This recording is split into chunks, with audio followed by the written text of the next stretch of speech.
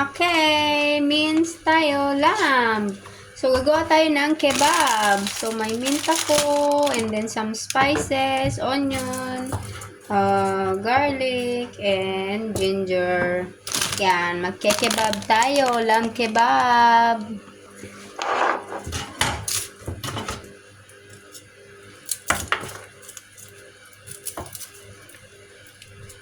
So, tapos na kanina, pagbalik ko, galing naglakad sa mga kambal.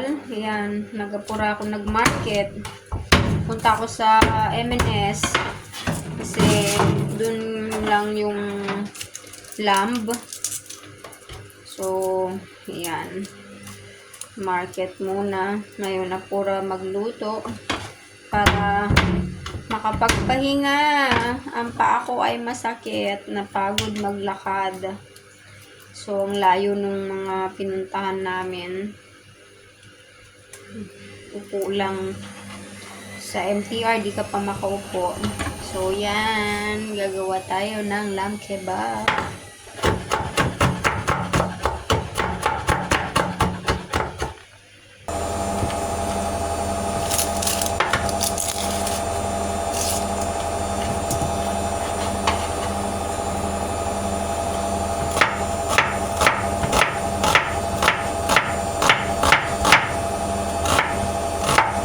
Ng sibuyas. Aray ko.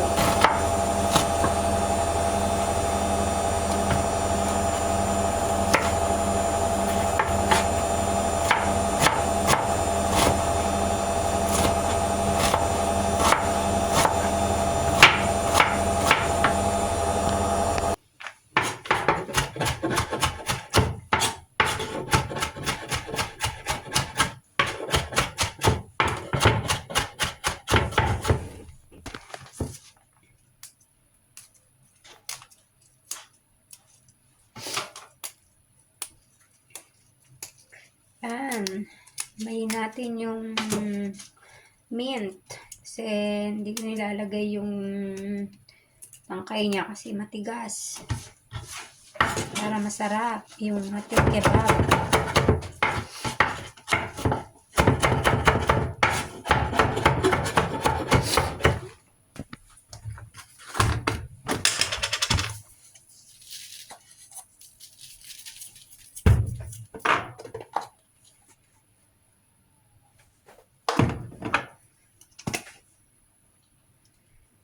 Yan. Lagyan na natin ng mga seasoning.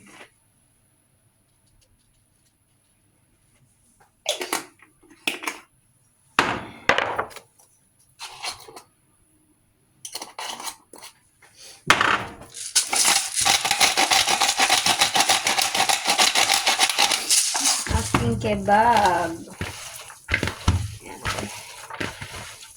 Naanghang na naman. Ayan o guys, kailangan ganituhin mo siya para kumapit yung mga seasoning sa karne. Ayan.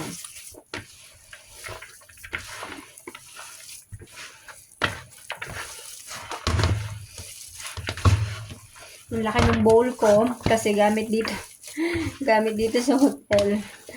Pero dun sa bagong apartment, meron na akong mga nabiling gamit ko dun. So, yan. Kasi nung bumili ako dito sa Fusion, ay wala silang maliliit. Ito lang ang meron. Kaya yan. Okay guys, yan. Imamarinate ko and then mamaya ko siya ano sa stick. Ayan. Ng mantika. Dito ko kasi muna siya niluluto kasi wala kaming grill dito sa hotel. Pero dun sa bagong bahay, andun na yung barbecue grill. Bumili siya ng bago. So ngayon, tiyaga niya muna to. Dito ko lutuin. Masarap to sa barbecue grill. Yan. Mas masarap yung lasa niya. Lalo pagka may burn. medyo na-burn siya. Yan, gustong gusto ng boss ko yon. Parang Filipino style na luto. Gustong gusto niya. And